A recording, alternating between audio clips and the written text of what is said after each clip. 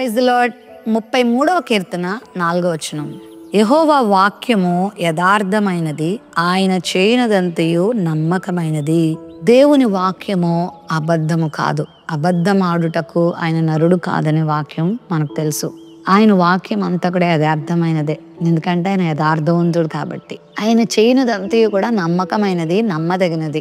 ఆపత్కాలంలో నమ్ముకొనదగిన సహాయకుడని ఆయనకు పేరు కూడా ఉంది. ఈ ప్రపంచంలో మరి అందరినీ మనం నమ్మచ్చా అంటే అనుమానమే. అన్నిటినీ నమ్మచ్చా అంటే కూడా అనుమానమే. నమ్మక ద్రోహం చేసేవాళ్ళు లోకంలో మనం ఎందరినో చూస్తాం.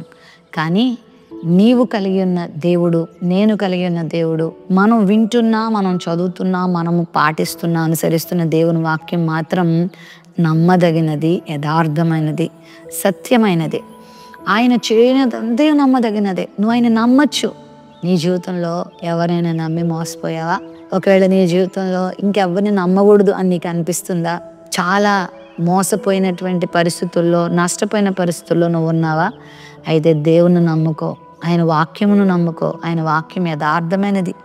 నీకు ఆయన చెప్పిందంతా ఆయన చేయగలడు. నీతో ఆయన ఏమి మాట్లాడుతున్నాడో అది ఆయన నెరవేర్చగలడు. నిన్ను మోసం చేసే దేవుడు కాదాయన. రూతు దేవుని నమ్ముకుంది. మోయాబులో ఉన్నప్పుడు పాపంలో దేవునికి వ్యతిరేకమైనటువంటి జీవితంలో ఉంది.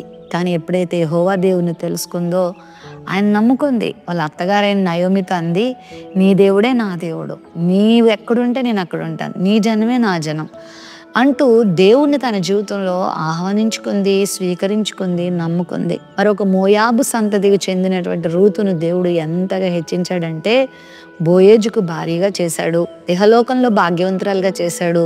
ఇదిగో తన వంశావళిలో రూతును దేవుడు చేర్చుకొని ఆమె ద్వారా లోకరక్షకుడుగా ఆయన లోకానికి వచ్చాడు.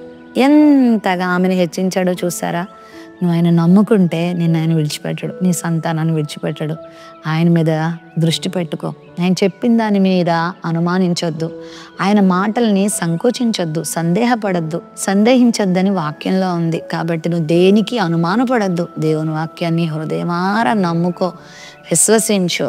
ఆ వాక్యం ప్రకారంగా నీ జీవితాన్ని ముందుకు నడిపించుకుంటే ఆయన వాక్యం నీ జీవితంలో గొప్ప కార్యాలు చేస్తుంది. ఆయన వాక్యం నీ జీవితంలో గొప్ప ఆదరణ ఇస్తుంది, నీ జీవితంలో అద్భుతాలు చూపిస్తుంది. ప్రేమ నమ్మకం కలిగిన మా తండ్రి, నీ వాక్యమును నమ్మి నీ వాక్యమును స్వీకరించగలిగితే మా జీవితంలో నువ్వు అద్భుతాలు చేస్తానన్నావు. నీ బిడ్డల జీవితంలో నీ కార్యాలు జరిగించి నమ్మకమైన నీ కార్యాలు బిడ్డల జీవితంలో నెరవేర్చమని యేసుక్రీస్తు నామంలో ప్రార్థిస్తున్నాం తండ్రి. ఆమెన్.